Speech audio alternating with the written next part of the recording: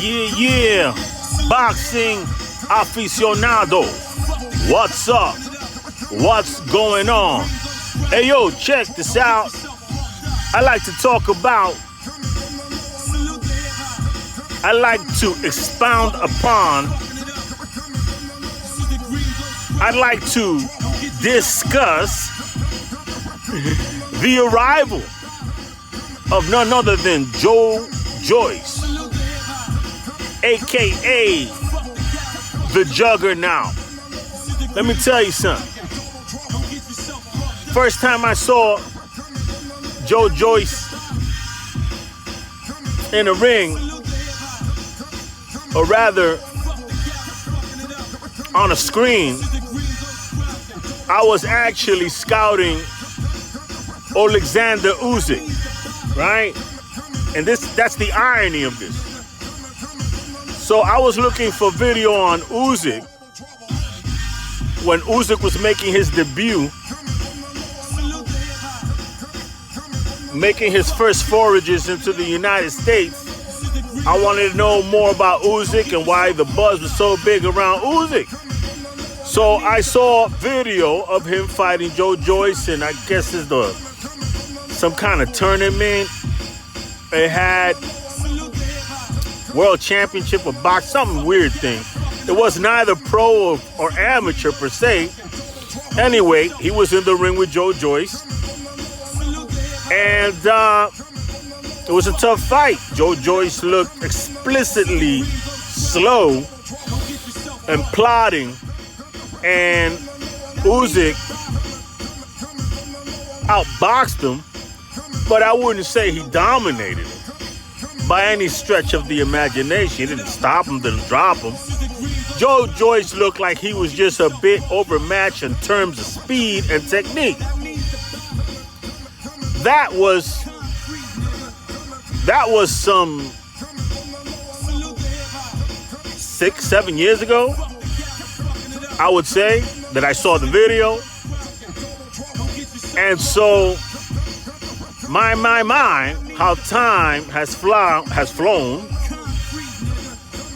and how this equation has evolved. Right now, we stand, ironically, speaking upon Joyce putting on one of the premier performances in the heavyweight division of this year. It really was. I don't think anybody expected Joyce to stop Joseph Parker, because Joseph Parker had never been stopped. Sure, he'd been dropped by Dillian White, but by no stretch of the imagination would anybody describe Joseph Parker as chinny. He had gone the distance versus Anthony Joshua.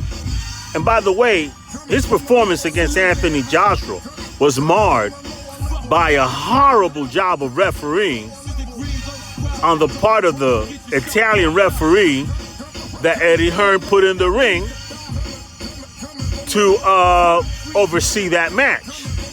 That guy would not let Joe Parker work on the inside. I'm not saying that he would have beaten Anthony Joshua had he been allowed to work. I'm saying that it was a fight marred by poor refereeing, and I do not believe that Joe Parker was given a fair opportunity to impart the game plan that he wanted to. Be that as it may, he was never hurt in this fight.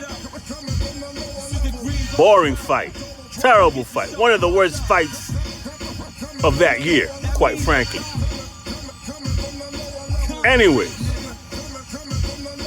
now we're here, and Joyce taking on Joseph Parker. As I said before,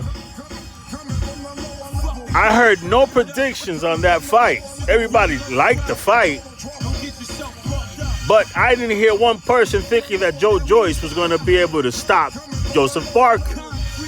People saw that fight as going the distance, being kind of boring.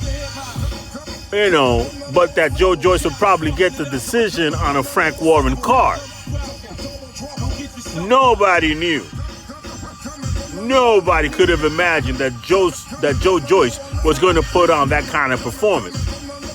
Sure, he had stopped Daniel Dubois, made him quit, and Daniel Dubois got a lot of criticism for quitting against Joe Joyce when it really wasn't even one of those Vasily Lomachenko opponent quits. It wasn't like he was just quit to quit. He had a broken orbital bone. And nobody appreciated it because Daniel Dubois had actually hit Joe Joyce throughout that fight. He probably would have won that fight had he not been unable to finish the fight. So it was one of those weird fights where Joe Joyce didn't really get enough credit for imparting the punishment on Daniel Dubois that would make him quit. I'm going to say it again. Joe Joyce did not get enough credit on imparting the type of punishment on Daniel Dubois that would make him quit. Instead, people took the tact that all that fight was an illustration of Daniel Dubois being a quitter, instead of Joe Joyce being a killer. And now we know. Now we know who Joe Joyce is. Now we know why he is considered the juggernaut. Now we know that man has more in his bag than just a good chin. That ramrod jab that he throws so efficiently, so consistently, so effortlessly is a problem. And I'm going to tell you why. Joe Joyce? Joe Joyce has every single tool necessary to stop Oleksandr Usyk. I'm going to say it again. Joe Joyce has all the tools necessary to stop Oleksandr Usyk. I know you're going to say I'm crazy. Oh, Oleksandr Usyk is so fast. Oleksandr Usyk is so slick. That's not going to be enough against Joe Joyce. All right? When Oleksandr Usyk beat Anthony Joshua, the criticism levied against Anthony Joshua was that he didn't fight like a big man, that he didn't smother him, that he didn't come forward, that he didn't walk him down, that he couldn't just beat him up, that he should have fought like a big man. Well, guess what? Joe Joyce not only fights like a big man, he is a bigger man. Bigger than Anthony Joshua.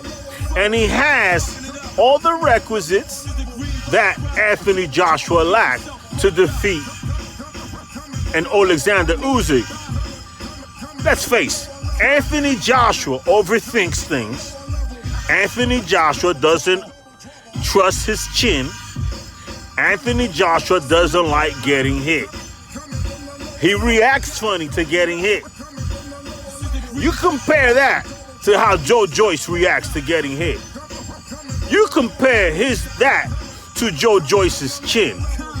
You compare that to Joe Joyce's steadfast determination to impart his will on his opponents. Isn't that what you wanted Anthony Joshua to do? Fight like a big man? Impose his will? Well, guess what? That's what Joe Joyce does. That's what Joe Joyce does naturally.